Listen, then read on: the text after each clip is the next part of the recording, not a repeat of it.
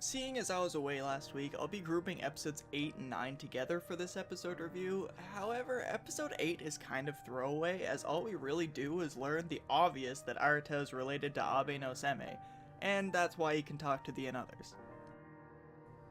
On his day off, Amber and Arata argue about stealing Izumi away to give to the devil who's trying to revive his poor wife, when Amber mentions that he'd do anything for a friend before spacing out. Before long, he drags Arata across the whole city, stressing out all the native and others that the Aztec god of disaster is just casually walking around their homes.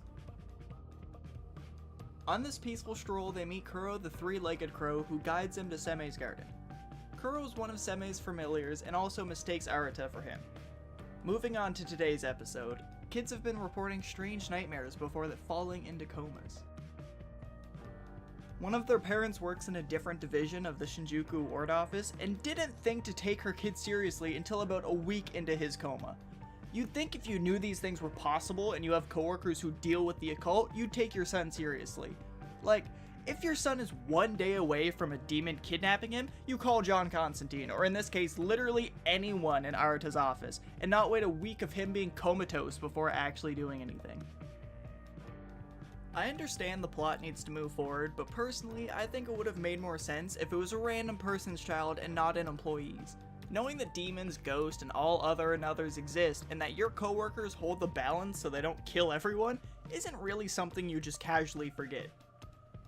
Even if in your day-to-day it isn't information that's front and center, when your son says a demon is one sleep away from kidnapping him forever, that should probably trigger your memory a little bit.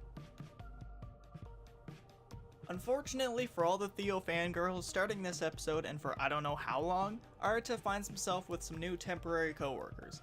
One of the extras from the Amber summoning zombies incident and a jerk named Satoru. Satoru believes that all the others are like insects and need to be exterminated, and the ears of sand aren't necessary and even hold Arata's office back when compared to the city government agents. While searching for the Dream Demon in an abandoned apartment building, all three decide to split up. Obviously, Arata finds the little guy running around and learns the only reason he took the kids was because everyone moved out and he was just lonely. But if he could play with new friends, and he'd release those three and never trap anyone else ever again. Arata meets up with the others, and the Dream Demon says that if they're Arata's friends, then he'll be friends with them too, and he's generally very excited for Arata to help him. Well, he was excited until...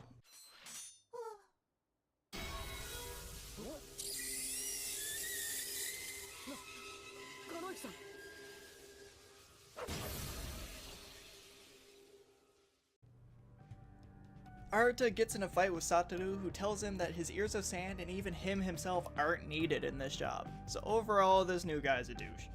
I get he probably has some troubled past around the others, but he couldn't be there to kill Pandora or even Azazel, but he has to stomp out the little fluffy dude who just wants to play tag. This episode was overall really good, but the weird logic of forgetting the occult creatures exist, to the new guy killing them all, and on top of that the awkwardly worse animation, this is far from my favorite episode.